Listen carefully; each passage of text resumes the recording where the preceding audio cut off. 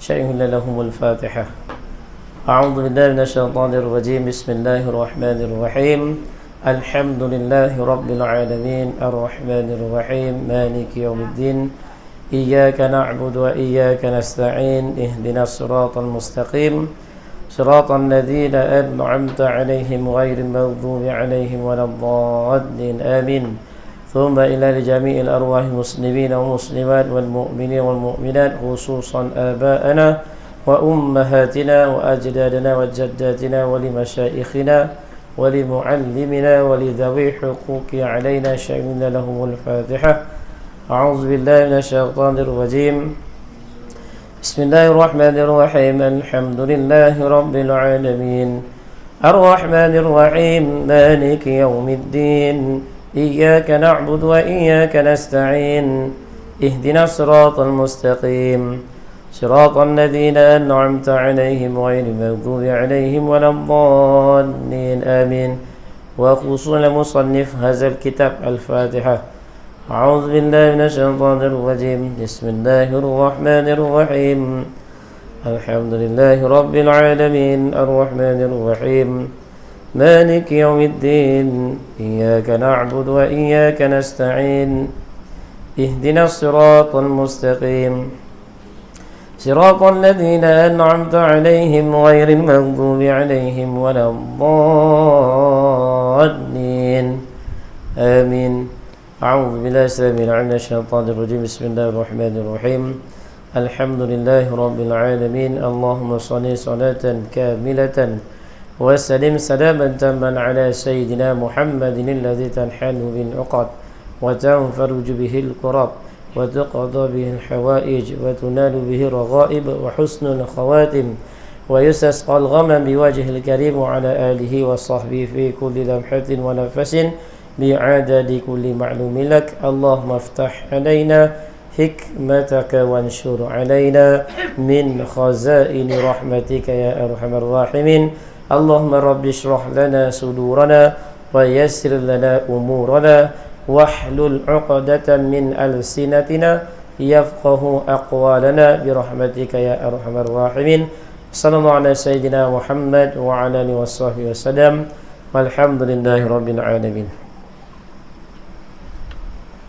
ثم الحمد لله رب العالمين وبه نستعين على أمور الدنيا والدين والصلاة والسلام على سيدنا وحبيبنا وشفيعنا ومولانا محمد وعلى آله وأصحابه ومن تبعهم بإحسان إلى يوم الدين أما بعد. Semua alhamdulillah, syukur kita pada Allah Subhanahu wa taala pada malam ni Allah Subhanahu wa taala telah kurniakan kepada kita semua taufik dan hidayat. Pertama, dapat tunaikan perintah Allah, dapat datang ke rumah Allah, dapat mengamalkan agama Allah, masih lagi diberi peluang untuk mengecapi nikmat Allah, masih lagi diberi peluang untuk kita usahakan supaya kita ni sentiasa buat amal yang soleh, amal yang baik. Kerana apa? Kerana Allah Subhanahu wa taala nak lihat pada hamba dia hanyalah amalan yang baik, yang baik-baik. Jadi dengan perantaran masa yang Allah Taala beri pada kita, sama-samalah kita manfaatkan agar ianya memberi kebaikan kepada kita, insya-Allah. Kita terus sambung pengajian kita kitab Ushul Tauhid, Jawi pada muka surat 43. Ya, Rumi wallahu alam. Keempat, takut. 106. 106 Rumi. Kalau siapa-siapa yang nak kitab Jawi dan Rumi, boleh selepas kuliah nanti bagi tahulah, saya boleh dapatkan, insya-Allah. Sebab dia order ada. Baik, bismillahirrahmanirrahim. Wa qala musannif rahimahumullahu ta'ala wa nafa'ana bi ulumihi fi daraini amin. Yang keempatnya, takut akan Allah Subhanahu wa ta'ala. Bahagian daripada iman, salah satunya adalah takut kepada Allah Subhanahu wa ta'ala dan akan murkanya. Takut pada Allah Ta'ala, takut macam mana? Takut akan murkanya. Bukan sekadar takut begitu saja, takut akan kemarahan, kemurkaan Allah Subhanahu wa ta'ala dan seksanya. Takut dengan seksa-seksa yang telah Allah Ta'ala beritakan, yang dahsyat. Tidak ada perumpamaan seksaan di neraka di atas muka bumi, tak ada. Kita tengok apa benda yang paling azab dekat atas muka bumi ni, apa benda yang paling susah dekat muka bumi ni, nak dibandingkan dengan akhirat, tak boleh nak dibandingkan. Sama juga, di akhirat seksaan yang tak pernah lihat di mata, yang tak pernah dengar di telinga, yang tak pernah terlintas dekat hati kita, rupanya azab macam ni. Begitu dahsyat. Bayangkan seringan-ringan azab, pakai terompah menggelegak kepala otak, itu paling ringan siksaannya. Tapi tu pun tak dapat nak bayangkan macam mana. Bagaimana bentuk terompah, wallah tak pernah lihat. Tak pernah lihat, alam akhirat. Tapi sangat-sangat dahsyat. Dan Allah Ta'ala sediakan juga kenikmatan. Sama juga kenikmatan yang tak pernah dilihat. InsyaAllah kalau kita sampai ke sana esok, kita akan lihat. Pasti dan pasti apabila kita sampai di sana, pasti dan pasti kita akan rasa pelik lah. Rasa gairah, rasa takjub. Semana apa tak pernah lihat, tak sangka macam gini syurga. Sebab tu kenikmatan yang paling nikmat adalah di akhirat. Nak dibandingkan dunia ni tak ada. Berapa persennya tak boleh nak dibandingkan. Tutup kepala wanita yang berada dalam syurga Allah Ta'ala lebih baik daripada dunia dan segala isinya. Siapa boleh bayangkan? Kalau kita tengok tutup kepala ni, tudung biasa kan macam mana boleh baik pula. Tapi nak bagi tahu tu, tutup kepalanya wanita yang berada di akhirat besok lebih baik daripada dunia dan segala isinya. Memang kita tak dapat bayangkan keindahan yang Allah sediakan untuk siapa? Saya dan tuan-tuan dan puan-puan semua. InsyaAllah. Baik, jadi keempatnya perkara yang berkaitan dengan iman, iaitu takut akan Allah Ta'ala dan akan murkanya dan seksanya. Seperti mana firman Allah Subhanahu wa Ta'ala, Ya ayyuhalladzina amanu taqullaha haqqa tuqatih. Artinya, hai segala mereka yang beriman, hai segala mereka yang beriman sekalian mereka itu, takut sekalian kamu akan Allah Ta'ala, akan sebenar-benar takut. Biasa kita dengar pada khutbah Jumaat, supaya kita tingkatkan ketakwaan kita, ketakutan kita kepada Allah Subhanahu wa Ta'ala. Disambunglah ayat itu, wala tamutunna illa wa antum muslimun. Janganlah kamu mati melainkan kamu mati sebagai seorang Islam. Jadi Allah Ta'ala perintahkan kepada kita supaya janganlah kita takut selain daripadanya. Yang harus kita takuti adalah dengan kemurkaan, kemurkaan dan seksaan yang Allah Subhanahu wa Ta'ala sediakan besok di akhirat. Jadi apabila kita dah sampai darjah ketakwaan kita, darjah takut kepada Allah, apa yang akan jadi pada diri kita? Maka bertambah amalan agama dalam diri kita.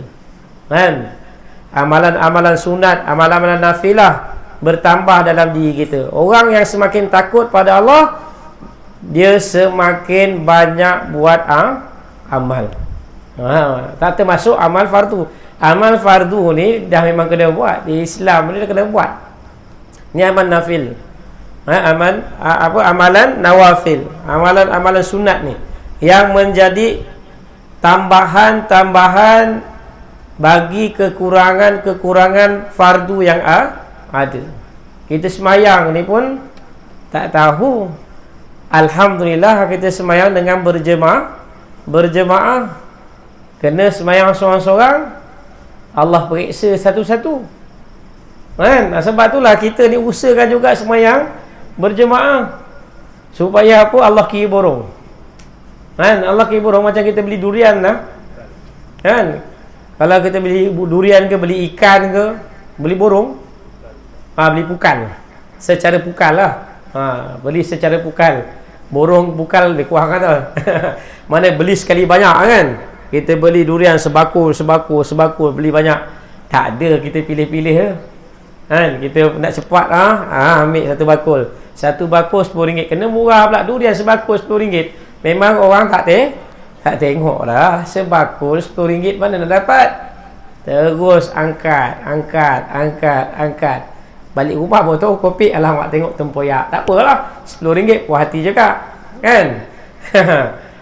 Begitu juga. Apabila kita jaga perintah Allah dengan berjemaah, Allah Subhanahu Wa Taala akan kira borong.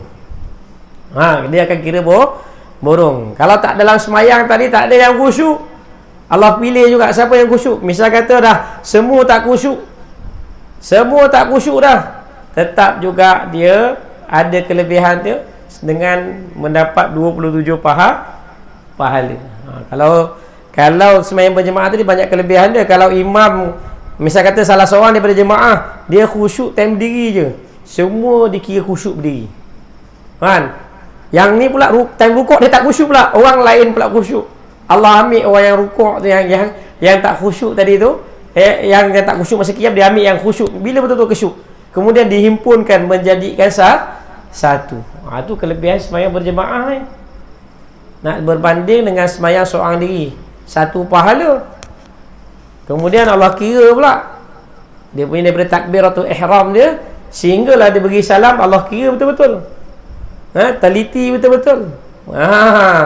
Sebab tu Nabi SAW sangat memberatkan kepada umat dia supaya jaga sembahyang berjemaah.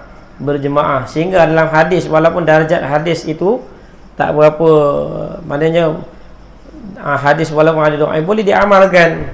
Yang mana Nabi SAW berhasrat untuk mengumpulkan pemuda-pemuda supaya kumpulkan kayu api, supaya pergi bakar rumah orang yang tak sembahyang berjemaah.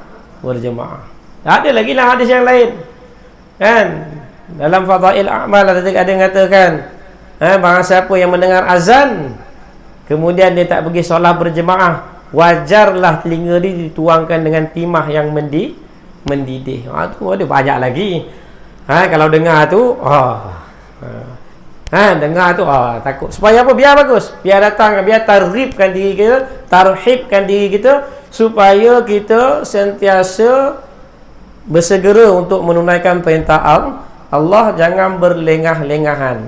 Tu apabila lengah tu jadi syaitan kata tak apalah, masa panjang lagi. Tak apa, kau balik rumah kan ada bini kau, semayang berjemaah dengan bini kau. Pandai syaitan ni, memang cukup pandai. Dia nak supaya kita ni tak ada untung di akhirat. Baik.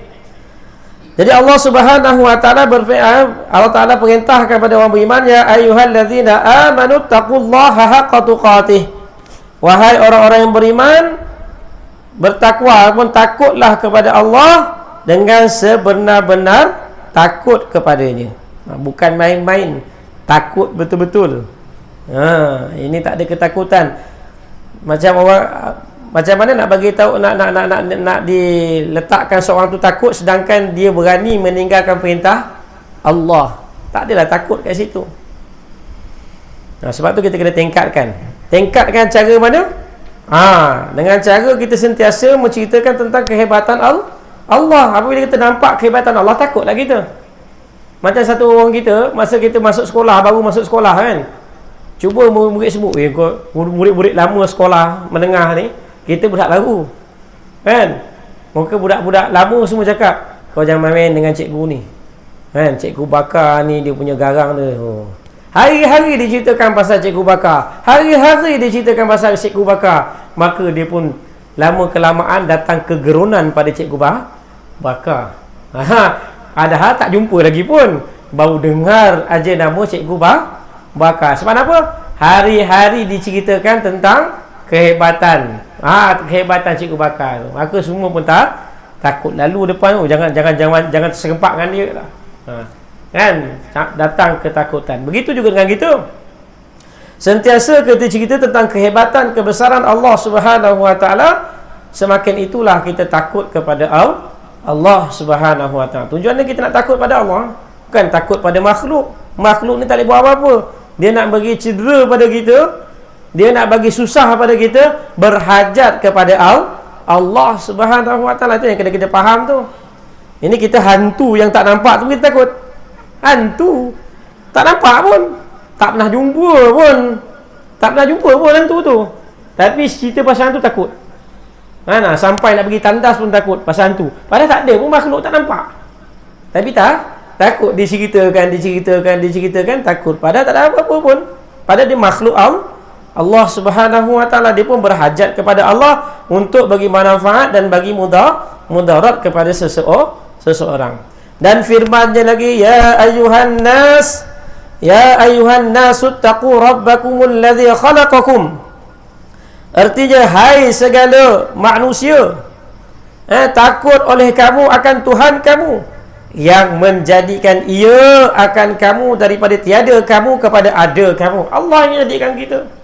Perlulah kita takut kalau Allah Ta'ala nak ambil kita bila-bila masa saja. Kan? Allah nak ambil kita ni bila-bila masa saja. Kita ni dah dihukum mati dah. Kan? Mana dalil yang kata Allah kata kita dah kena hukum mati? Kan dalam Quran, kullu nafsin za'iqatul maut. Kan Allah dah kata setiap benda bernyawa pasti akan merasai mati. Wajib kita yakini. Kalau siapa yang tak meyakini bahawa kita akan mati, maka dia jatuh kufur. Sebab kenapa? Ini adalah firman Allah, ini adalah perintah Allah. Inilah khabar daripada Allah Subhanahu wa taala. Tinggal lagi kematian kita, masa tu cepat dan lambat itu terpulang pada hak Allah. Harus saja pada Allah nak cepatkannya, harus pada Allah nak lambatkannya. Itu hak Allah. Tapi dan pasti kita semua dah ada dah. Surat dia belum keluar lagi ni. Kan? Malaikat lagi datanglah. Israel alaihissalam lagi ziarah kita. Tengok, rupanya orang lain. Kan? Pergi. Rupanya orang sini. Kan? Tadi baru ziarah. Pagi tadi ada bapa kepada pelajar madrasah kita meninggal, kan? Dekat Podeh. Allah, malaikat jumpa dia dulu. Memang takdir hari ni memang dia dah pergi dahulu. Itu yang kita kena terima hakikat tu. Tapi yang kita bimbangkan, bagaimana keadaan kita ketika Allah Ta'ala tarik nyawa kita tu. Itu yang kita bimbangkan tu. Kalau dia tarik nyawa kita dalam keadaan kita bersedia, alhamdulillah, mudah kita. Kita dah tahu. Cuba satu orang dia dah diberi hukum mati, kan? Tanya orang yang dalam penjara tu, yang dah kena hukum gantung dia, kan? Tarikh sekian kamu akan digantung. Apa dia buat? Dah tak ada apa lagi dah. Kopiah atas kepala je, tasbih dekat tangan je. Allah. Dah ingat Allah dah. Sebab apa? Dah tahu dah tarikh mati, dah tak lama lagi mati. Bagilah makan sodap-sodap, ayam golek, sate panggang ke apa ke, semua dah tak nikmat lagi dah. Dia dah nampak nikmat akhirat. Tapi kalau sekiranya, itu pun sekiranya kalau Allah Ta'ala beri taufik kepada orang tersebut.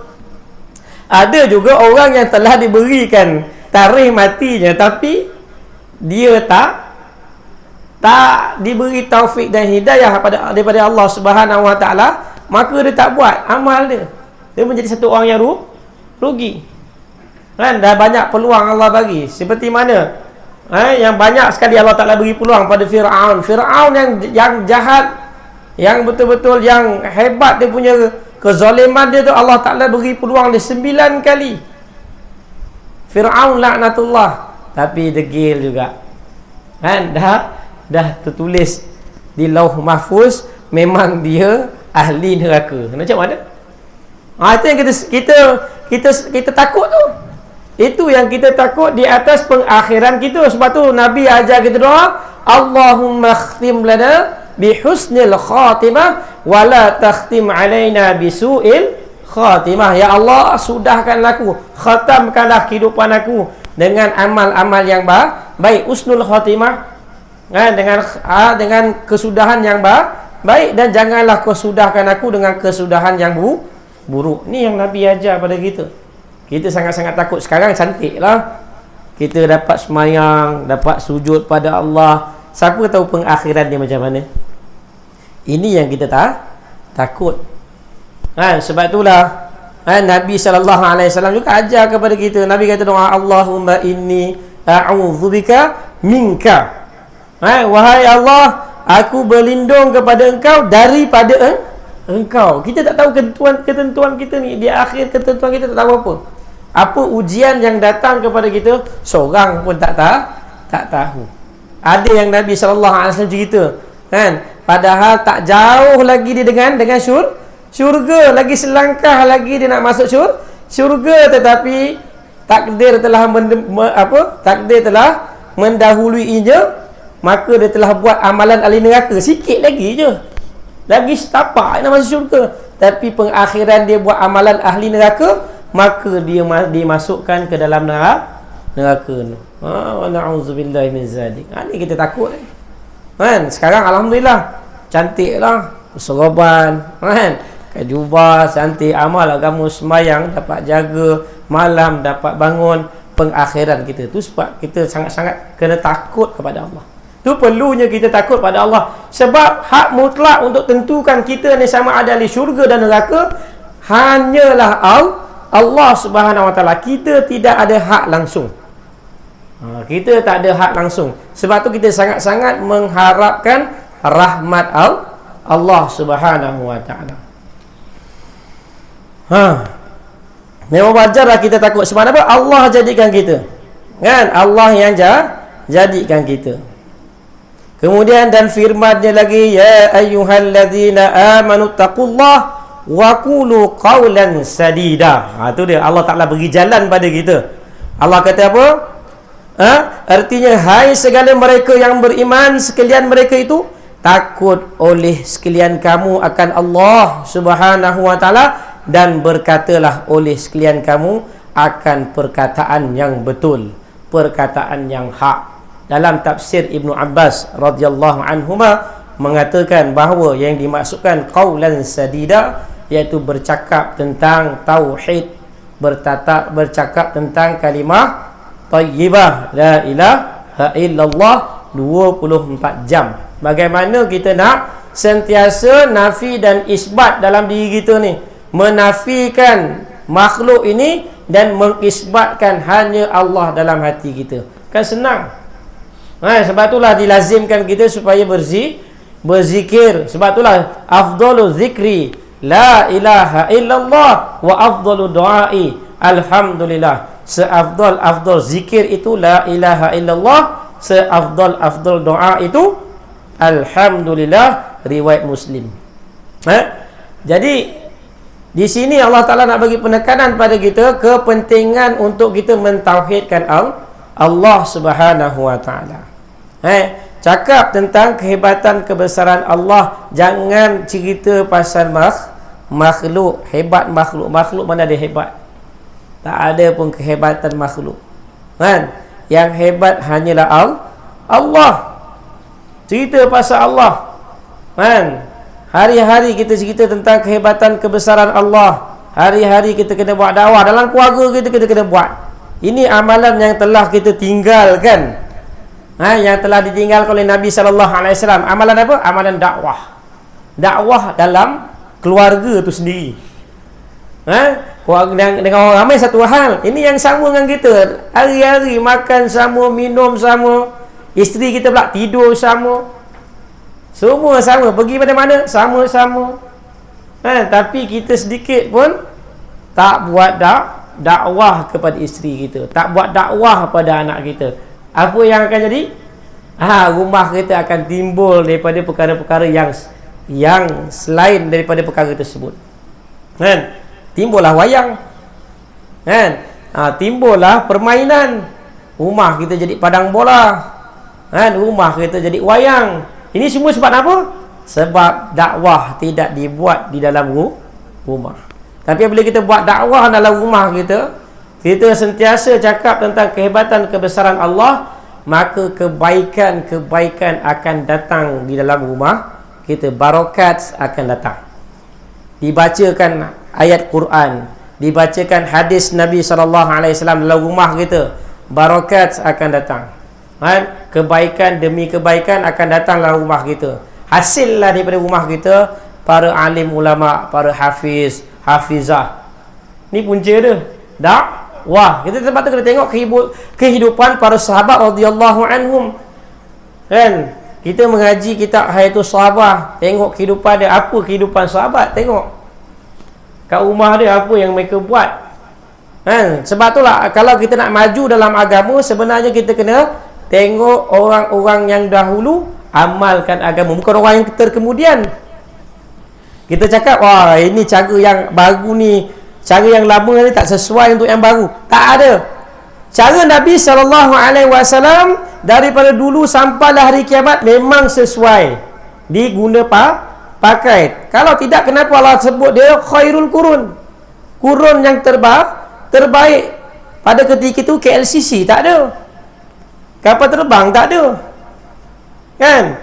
Benda-benda yang canggih tak ada, lift apa semua tak ada. Mana tak ada. Rumah pun dinding banyak daripada tanah, ada masjid pun pelepah tamar, bukannya batu, kan? Tapi disebut kurun yang terbaik. Sebab apa?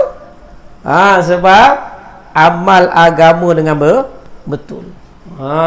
Dengan amal agama dengan betul, cahaya agama tu terang di kawasan itu. Sebab itulah Madinah tu dipanggil Madinatul Munawwarah, bandar yang bercahaya. Asal nama dia Yathrib.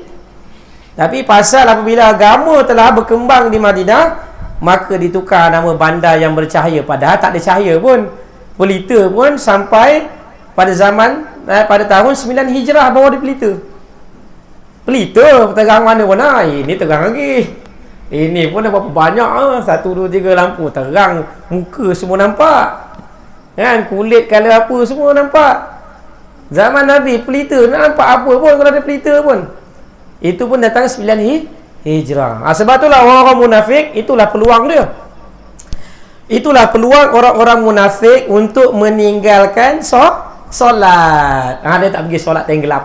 Solat gelap je dia hilang. Kan? Solat terangnya saya nak tunjuk dia semayang depan-depan. Depan-depan dia semayang. Depan-depan semayang, tunjuk, aku yang semayang. Lepas sebab tu mereka semayang dengan malas. Sebab Allah cerita dalam surah Al-Baqarah kan, wa idza qamu ila shalah qamu kusala. Apabila mereka mendirikan semayang, mereka berdiri dengan malas. Kenapa dengan malas? Yura'unan nas, sebab mereka memperlihatkan semayang mereka kepada manusia, bukan kepada Allah. Sebab tu mereka berdiri dengan malas. Siapa ada ciri-ciri semayang berdiri malas, ada mirip-mirip sifat orang munafik. Bukan dia munafik, sama, ada persamaan. Tu kena faham ayat tu. Ada persamaan dengan orang munafik. Mesti ada. Kenapa dia boleh berdiri malas? Mesti ada permasalahan iman dalam diri dia. Iman dia tak betul pada Allah. Sebab tu dia berdiri dengan malas. Sebab tu kita kena jaga. Allahu Akbar. Sebab tu iman ni perlu diusahakan.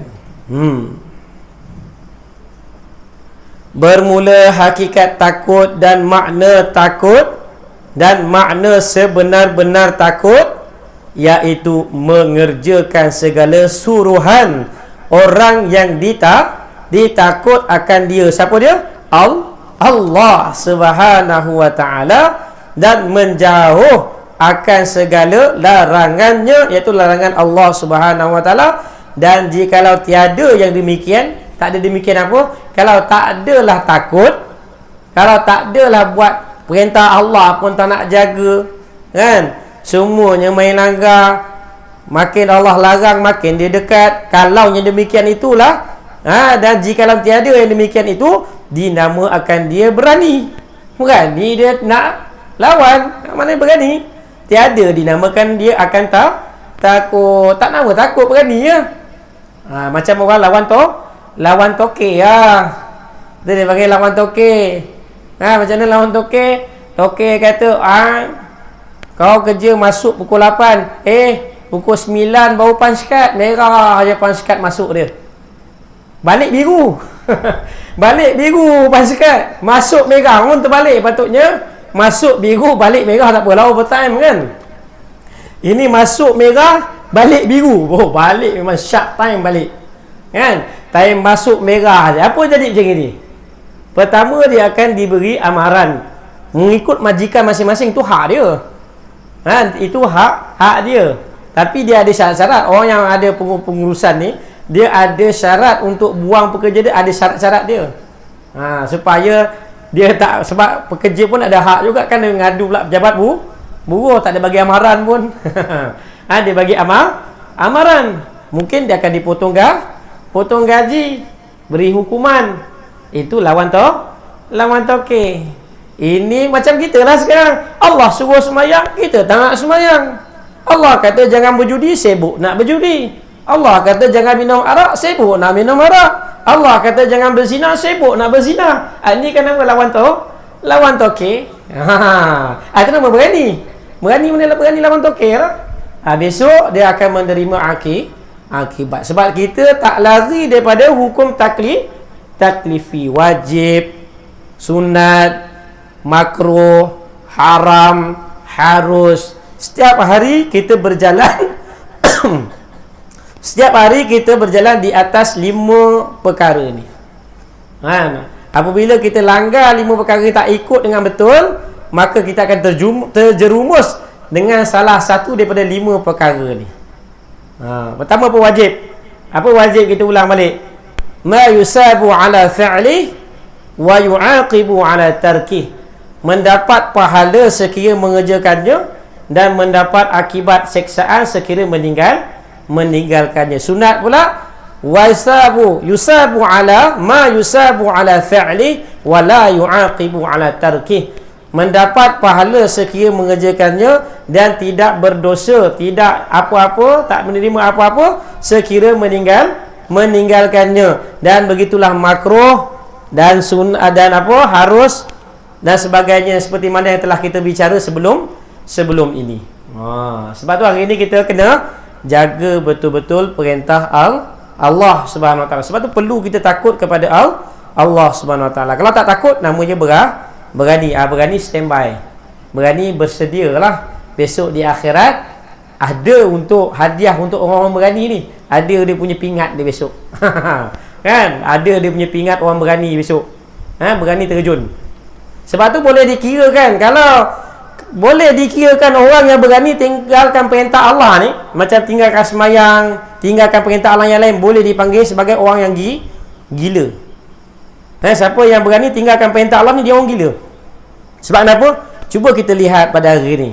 Satu orang, dia panjat bumbung tinggi-tinggi, di bawah tu ada api, di jurang bawah tu ada api. Kemudian orang yang atas terjun dalam api. Apa kita panggil? Oh, gila dia ni. Sebab apa? Berani terjun dalam api. Begitu juga, gila lah tinggal semayang, berani nak terjun dalam neraka Allah SWT. Berani betul. Orang kau dah handal betul nak terjun ni, berani kau. Kan? Padahal seksaan Allah Ta'ala tu sangat-sangat berat. Satu waktu je, kalau kita tengok dalam satu hadis mengatakan, satu waktu ditinggalkan satu hukum di neraka. Satu hukum tu berapa tahun? Satu hukum di neraka, kan, bersamaan dengan 80 tahun. Tu 80 tahun akhirat. Satu tahun ada 365 hari. Satu hari di dunia, satu hari di akhirat bersamaan dengan 1000 tahun dunia. Berapa juta tahun nak masuk dalam neraka. Sebab tu kita tak heran lah, ganjaran-ganjaran yang Allah sediakan sangat-sangat banyak kalau nak dinisbahkan dengan azab siksaan yang Allah Ta'ala sediakan pula. Zikir kan, sekali zikir Allah bagi paling kurang 10, paling kurang kan. Ada kalanya kita tak tahu, dia mengikut kemujahadahan masing-masing. Amalan agama ni sejauh mana kita susah payah, sejauh itulah darjat Allah akan tingkatkan. Sebab tu orang yang sakit amalkan agama dengan orang yang sihat amalkan agama tak sama darjat dia. Dia punya mujahadah dia.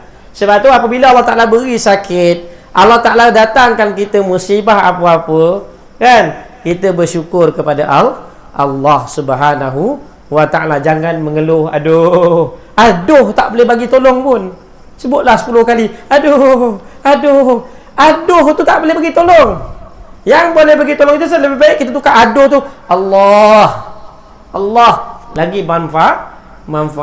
Sebut nama Allah, tukarkan aduh pada Allah. Kita mengadu kepada Allah, menangis-nangis di hadapan Allah. Ada sebab Allah bagi kita sangka baiklah, husnuzan lah. Jangan sampai kita jatuh, ya Allah, kenapa kau jatuhkan aku? Ni dah berlaku depan mata saya dah, orang cakap macam itu. Ni orang yang tak faham, ni depan mata saya. Patut tak boleh cakap gitu kan. Walaupun Allah dah pilihkan dia buat ibadat apa semua kan, tiba-tiba dia ditimpa musibah, jatuh, patah pula dia kan. Ya Allah, kenapa kau jatuhkan aku? Tu perkataan bahaya nama. Itu kita kena jaga. Kita nak meredai di atas ketentuan yang Allah tentu pada kita. Itu kita nak belajar-belajar tu. Itu yang susah tu. Kemudian keimanan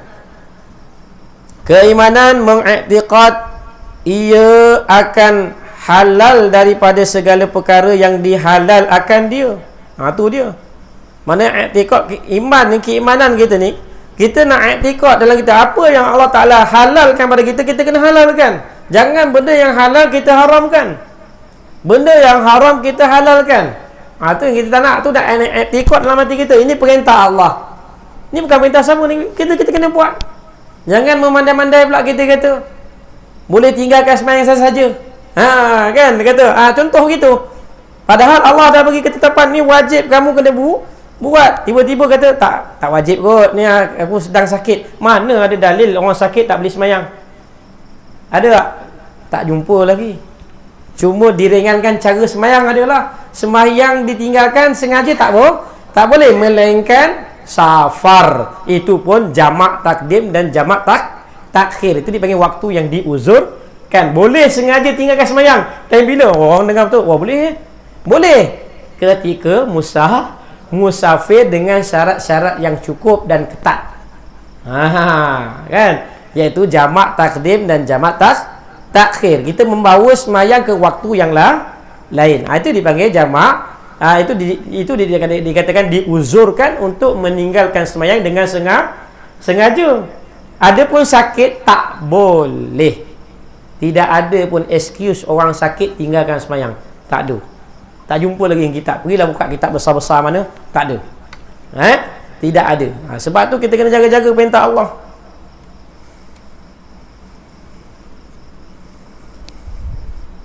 Sebab tu dia kata keimanan mengiktikad ia akan halal daripada segala perkara yang dihalalkan akan dia oleh Allah Subhanahu Wa Taala, dan mengiktikad akan haram daripada segala perkara yang mengharam akan dia oleh Allah Subhanahu Wa Taala.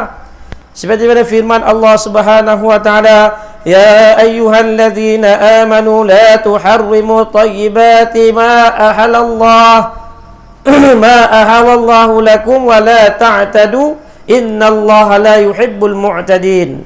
Artinya, hai segala mereka yang beriman sekalian mereka itu, jangan mengharam oleh sekalian kamu akan segala yang baik dan suci daripada barang yang menghalal Allah Ta'ala bagi kamu, dan jangan melampaui sekalian kamu akan had, yakni perenggan Allah Subhanahu Wa Ta'ala, kerana bahawasanya Allah Subhanahu Wa Ta'ala tiada kasih ia akan sekalian orang yang melampaui batas. Allah tak suka. Innallaha la yuhibbul mu'tadin.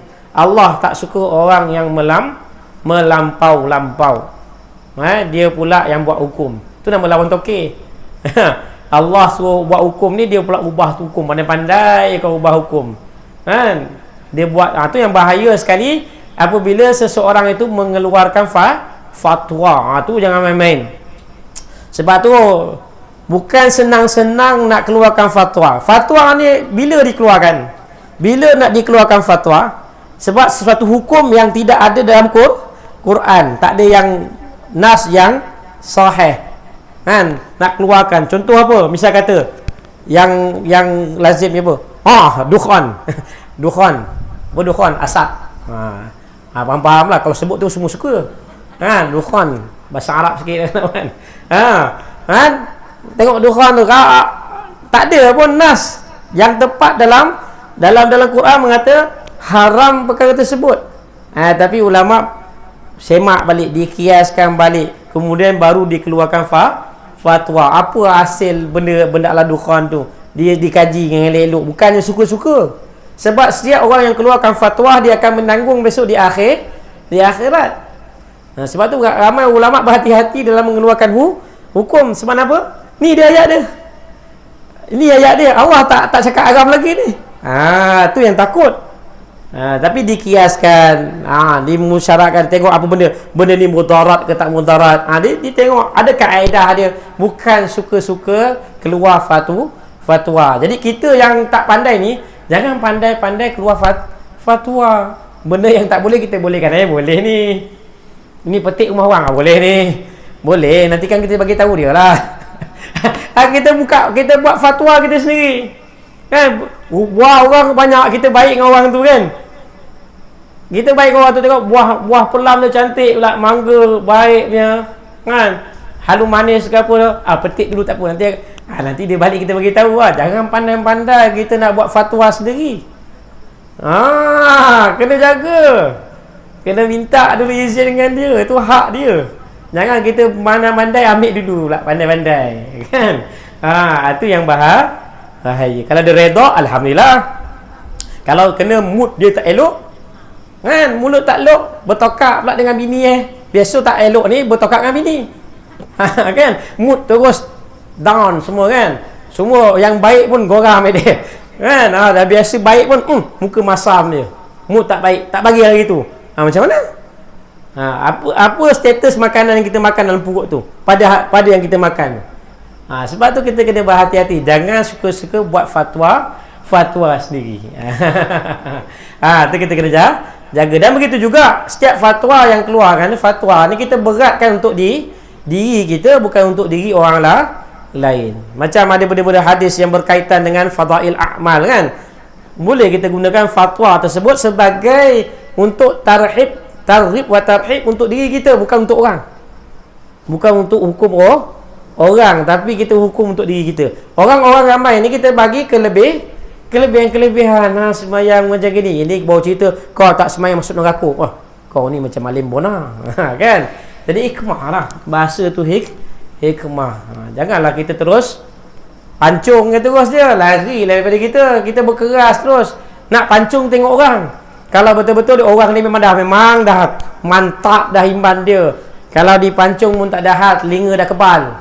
Maknanya memang dia dah sebati dengan amalan agama. Apabila dicerita bertambah takut dia kepada Allah. Bukan dicerita bertambah jauh. Bercerita bertambah takut dia kepada Allah. Ni boleh kita ceritakan. Sebab tu ada perkara-perkara yang boleh diceritakan kepada orang awam. Ada perkara-perkara yang sulit untuk diceritakan kepada orang awam. Supaya apa? Jangan salah faham. Ni aku kena ni. Ni aku kena ni. Jadi kita sama-sama. Allahu Akbar. Itu dia.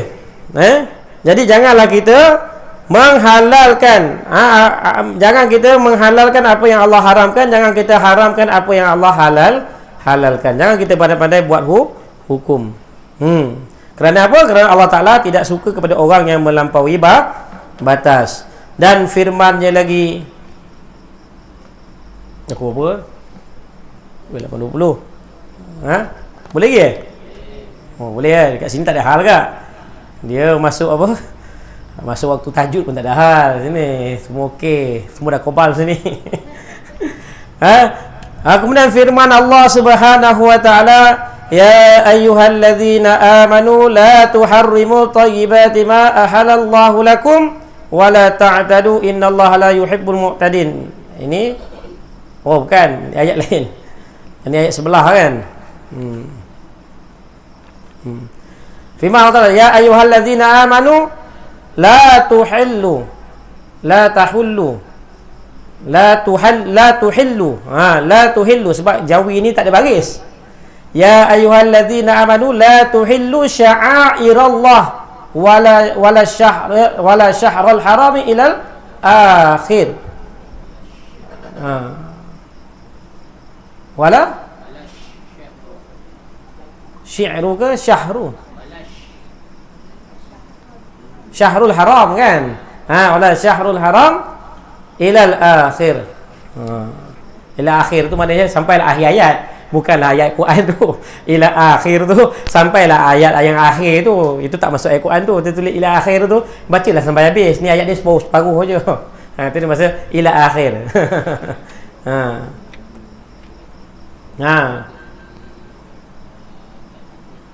Wala sya'airillah. Sya'airallah. Artinya, hai sekalian segala mereka yang beriman, mereka itu hai sekalian mereka yang beriman, mereka itu jangan menghalalkan sekalian yang kamu akan segala tanda agama Allah Ta'ala seperti berburu di dalam ihram. Tu ni ayat bagi orang yang menunaikan haji, pantang larang dalam ihram. Ini ayat ni untuk orang yang tunaikan haji atau umrah. Mana dalam umrah janganlah dia berburu. Kalau dia berburu, mati binatang buru tu, binatang tu tak boleh makan dan dia pun kena dam juga. Dua-dua salah. Binatang tak boleh makan. Lepas tu dia pula kena dam. Salah. Sebab dia kata, wahai mereka yang beriman, jangan menghalalkan selain kamu akan segala tanda agama Allah SWT seperti berburu di dalam ihram, dan jangan menghalalkan kamu akan berbunuh-bunuhan di dalam bulan haram hinggalah akhir ayat. Sampailah ayat panjang lagi ayat Quran ni. Nak menceritakan tentang berperang pada bulan-bulan haram. Janganlah berperang pada bulan-bulan yang haram berperang. Jadi jangan perang. Apa benda yang Allah perintahkan, kita taat. Sami'na wa ata'na. Tu yang hari-hari kena zikir tu. Sami'na wa ata'na ghufranaka rabbana. Hari-hari kita disebut, ya Allah, aku dengar dan taat. Tapi tak taat juga, dogil juga, bega juga, tinggalkan juga. Tapi kita manusia lemah tu lah hari-hari cakap. Moga-moga dengan bercakap itu berubah segala perbuatan kita. Sebab tu kita nak kena cakap perkataan yang betul. Tu perkataan yang betul lah tu. Allah perintah qaulan sadida, bercakap perkara yang betul. Jadi walaupun kita tak dapat mengamalkan lagi perkara tersebut, kita kena cakap lagi dan lagi, dengan mudah-mudahan dengan kita cakap lagi dan lagi, semoga Allah Ta'ala kurniakan taufik dan hidayah untuk kita amalkan perkara tersebut. Tu kena cerita nikmat Allah, lagi lah kita kena cerita kan. Hari asyik cerita pasal nikmat dunia je. Rumah dia besar, tengok 5 bilik, 6 bilik, 7 bilik kan. Kereta dia besar aku pakai kereta murah je nak, second hand pun kereta lama dah 10 tahun ke atas lebih dah. Dia pakai kereta baru, cerita tengok dia ada kereta punya, dia ada kereta ni canggih, pintu boleh buka sendiri. Kita pun boleh buka sendiri, tak payah suruh orang pun kita buka sendiri. Sibuk dia kata, canggih lah kereta dia boleh buka sendiri. Saya punya kereta pun boleh buka sendiri, saya buka sendiri lah, tak suruh orang lain buka. Kan, kadang sibuk nak cerita tentang kehebatan dunia, sedangkan Allah Ta'ala bagi tahu, wa amma bi ni'mati rabbika fahaddis, dan segala nikmat Tuhanmu hendaklah kamu ceritakan. Allah perintah suruh cerita. Hebat Allah Ta'ala jadikan matahari terang seluruh bumi ni. Tak ada makhluk yang boleh cipta matahari boleh jadi terang bumi ni. Hebatnya Allah Ta'ala jadikan malam menjadi pakaian bagi semua manusia, semua makhluk ni kan. Allah jadikan malam tempat tidur bagi manusia ni kan. Waja'alna naumakum subata. Hebatnya Allah jadikan tidur tu sebagai tempat kerehatan bagi kita. Ni semua kita ceritalah nikmat. Kan? Dan nikmat-nikmat, alhamdulillah, malam tadi Allah Taala bangunkan aku syukur pada. Ni tahaddis bi ni'mah, boleh? Kita niat kan? Oh, alhamdulillah Allah Taala pilih aku malam tadi. Cerita dengan kawan kan? Allah pilih aku bangun malam tadi, alhamdulillah aku syukur sangat pada Allah. Kan? Kita boleh niat nikmat ni, tahaddis bi ni'mah. Allah Taala beri pada kita ceritakan lah. Sebab tak ada satu perkara pun yang lebih besar daripada nikmat yang Allah beri pada kita. Sebab dengan nikmat-nikmat itu juga Allah akan tanya di manakah kita gunakan. Sebab tu apabila kita ceritakan nikmat Allah, supaya datang syukur kita kepada Allah. Itu yang penting, datang terima kasih. Ni tak kerti terima kasih. Kan Allah dah bagi kita tangan, dah bagi kita kaki, tak kerti terima kasih. Tahu bila sangat berharga, bila sakit, dah kena gaut, dah kena sakit, dah kena apa semua, baru tahu nikmatnya tangan ni. Kita orang tak kena gaut, lupa pula dia. Kan? Dah tengkok kaki dia kan. Kan? Saya ni situ saya lah ni kan. Hebat semua kan. Kejap lagi dah kena gaut, tunjuk baru nampak, nikmatnya. Kena gigi pula. Dah banyak dah gigi saya berlubang lah. Masa gigi berlubang dulu kan. Masa gigi sihat, sedap makan. Tak rasa nikmat gigi tu. Tapi bila gigi tu dah berlubang sakit, Allah, nikmat je gigi, sakit je gigi, tak boleh tidur. Baru nak ingat nikmat gigi. Sebab itulah kita kena sentiasa menceritakan nikmat yang Allah Ta'ala beri pada kita, supaya kita kenal dekat dengan Allah dan kita takut kepada Allah Subhanahu Wa Ta'ala. Allah Ta'ala boleh tarik nikmat tu bila-bila. Kan? Yang terlebih besar akan nikmat agama. Tak ada makna orang yang kat dunia ni dia tak mengamalkan agama Allah Subhanahu Wa Ta'ala. Tak ada makna. Hidup kat dunia lebih baik dia tak payah hidup sebenarnya. Sebab tu kita hidup di muka bumi Allah, kita tak lari daripada perintah Allah Subhanahu Wa Ta'ala. Tanbihun, ini satu peringatan, wallahu a'lam. Cukuplah tu. Tanbihun. Berhenti di tanbihun, satu peringatan.